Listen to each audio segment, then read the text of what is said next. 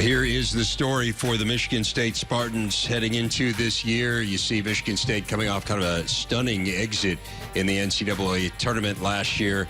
They lost the AP Player of the Year, Denzel Valentine, but they bring in a fantastic recruiting class. So a lot of excitement around this Michigan State team. Some question marks, though, as well.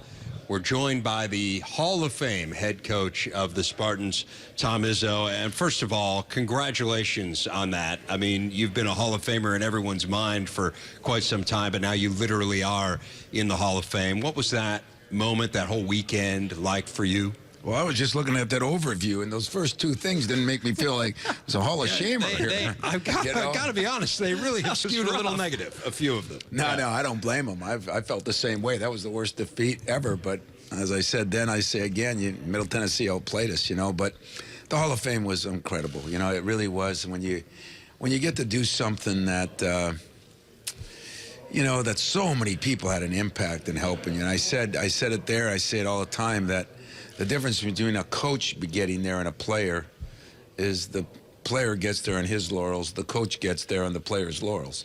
And so that's kind of cool because you got more people to share it with. But to piggyback on that, sorry, Dave, but so many people say something's humbling. You get inducted into a Hall of Fame, it's very humbling. What does that really mean? I think we hear it, but we don't really understand. What is so humbling about that experience? That's a great question. I probably wouldn't have been able to answer it unless I was there. Yeah. When you walk around that hall and you see pictures up of people you idolized all your life, and when you stand up there and you look down and all these people are there that you definitely idolized all your life, and you think, and then Isaiah Thomas or somebody says, "Welcome to the family, welcome to the fraternity," and you go, "I'm in with these guys." Yeah. That's humbling. You look at your schedule now, coming into this year. That's sickening. Yeah, it's a different adjective you'd use to describe that, right?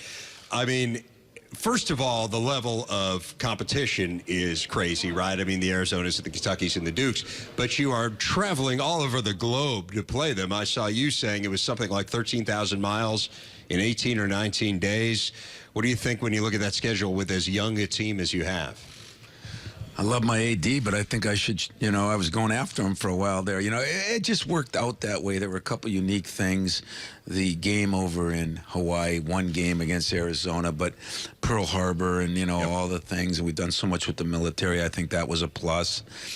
It's going to be coming back. That's going to be difficult. You come back, you got a couple days, then you go to New York and, oh, geez, you play Kentucky. And then you go down and a couple home games and you go down to the Bahamas where you could play at St. John's, you could play at Louisville, you could play at Baylor, VCU, whoever you play, and then you come home and then you really rest because you only have to go to Duke and play them. So that's 1, 2, 8, 10, But you're right, it's the travel that worries me even more than the schedule. But at the same time, like I said to our guys, you never have to worry at our place about guys coming in fat and sassy. And this is one of those recruiting classes that could come in that way.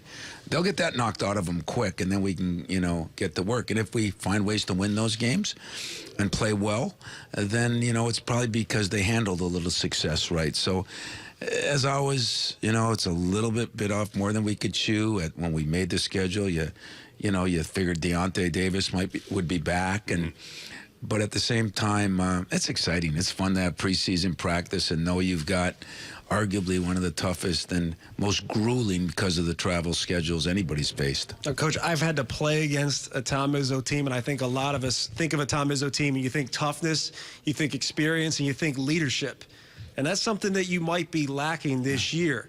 I'll ask you a question that's twofold. First, where does the leadership come from this year? And second, how do you continue to develop good leaders year after year? Oh, I've been lucky. But the leadership is going to come from Tom there.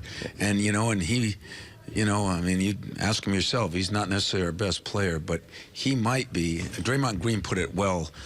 His first year at Golden State, Tom came to our campus. Draymond came back to work out all summer. At the end of the summer, he says to me, you never had a freshman captain. You might have to have one now. He thought that much of him then.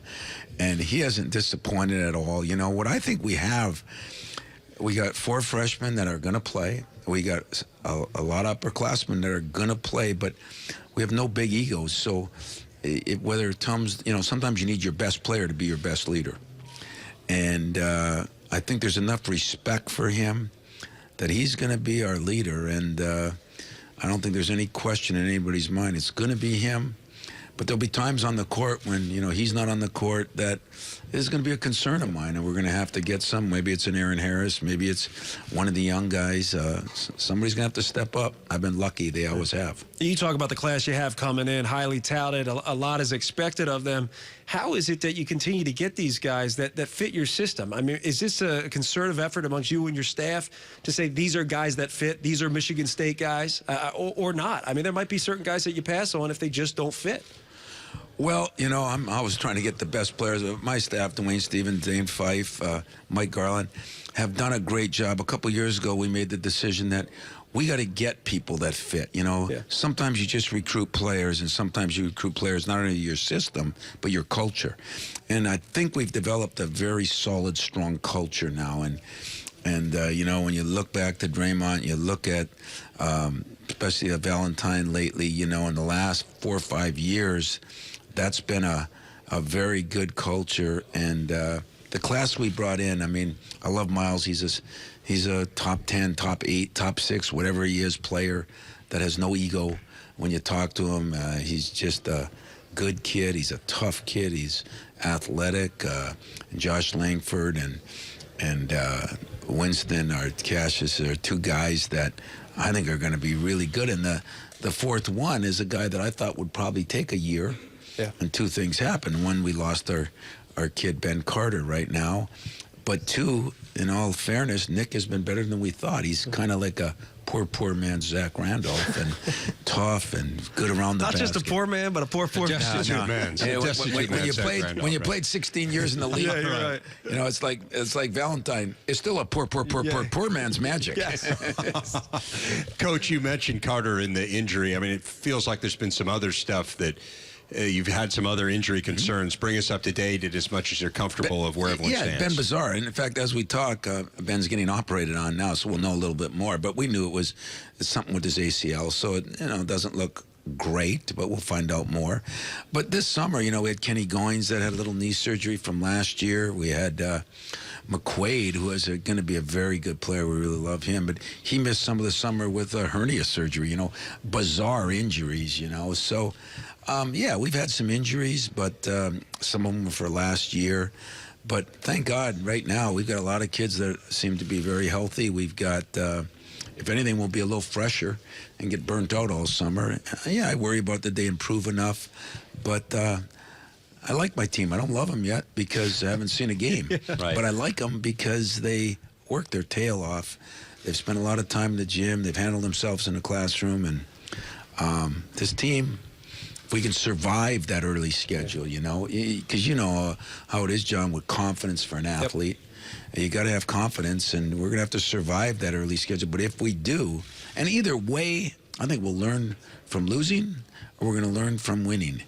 And you'll learn a lot about them and how they bounce back. You will. So, as we always do, you don't play for a lot in November. You play for a lot in February and March, and that's kind of what you got to build for.